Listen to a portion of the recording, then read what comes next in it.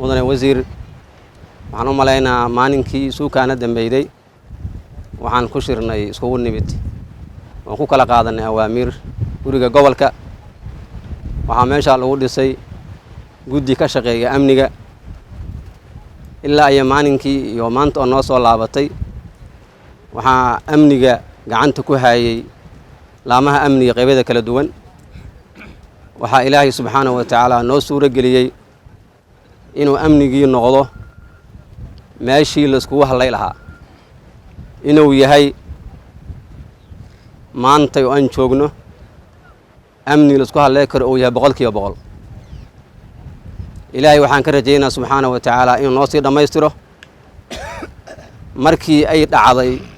midnimadii iyo ciidankii loogu sameeyay integrationkii ayadoo markii horeba cadawga khawaarijta oo niga jabsanaa ayuu haddana mar labaad niyadii ka sii halawday waxaan leenahay marka cadawga khawaarijta waxaan leenahay al-mawtu qaadimu lakum malaku mawdkii iyo dhimashadii xaggiin u socota markaan ka bacdi intaan oo garbaa is haysata oo ah ciidankii qaranka Soomaaliya waxay u diyaarsan yihiin mudane wasiir in ay ka sifeeyaan cadawga khawaarijta meelaha ay uga sugan yihiin dawladda gobol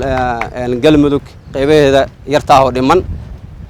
waxaan rajaynayaa insha Allah taala adinkuna sida aan noo ballan qaadeen inaan garab nagu siinaysiin wayna caddahay sida u soo laabanaysiin iyo sida aad u joogtiin oo wasiirada qaarkood ilaa hadda aysan mar bixinba sida wasiirka arrimaha gudaha oo kaleeto iyo adigoo dib nagu soo laabtay waxaan insha Allah taala ka rajaynaynaa in qaybaha dhimani aan israacino qolada guddiga dibashintana waxaan leenahay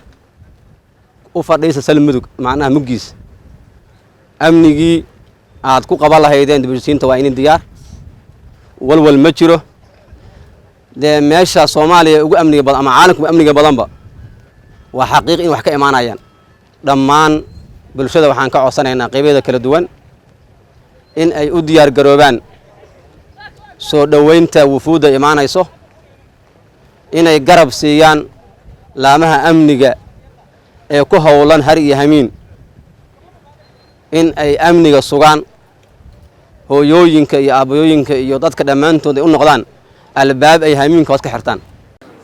waxaan farxadeena mar kale ku soo noqdo magaalada Dhuusamareeb sidoo kale waxaan farxadii ah in saraakiishii oo isku dhafay maanta ay hal mid ay yihiin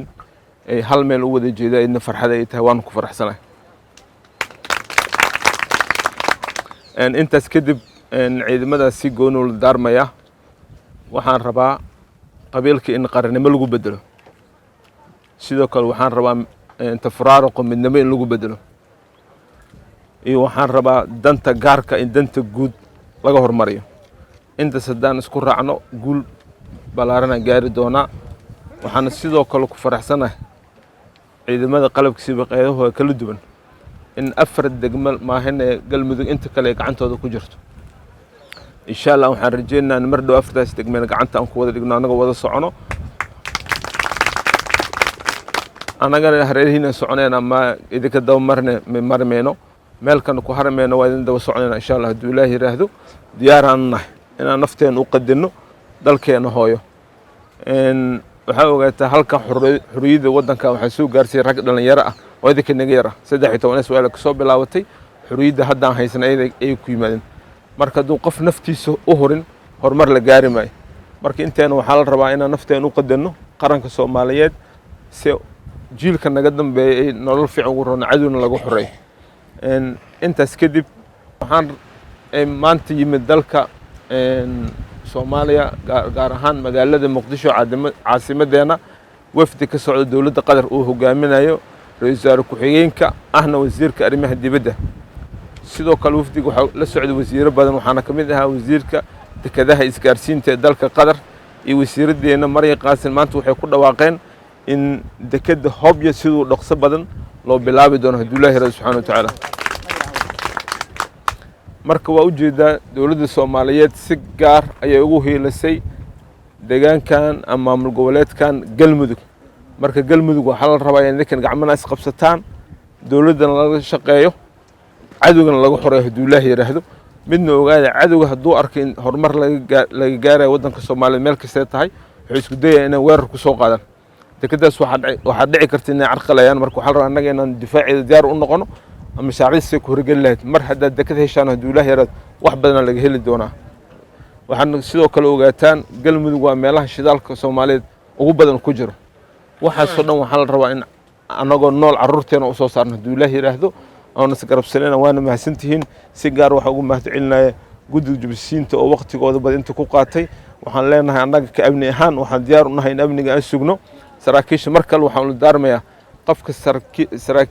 sarkaalka ah waxa ugu horeeya marka hore uu badbaadinayo waa nafta iyo maalka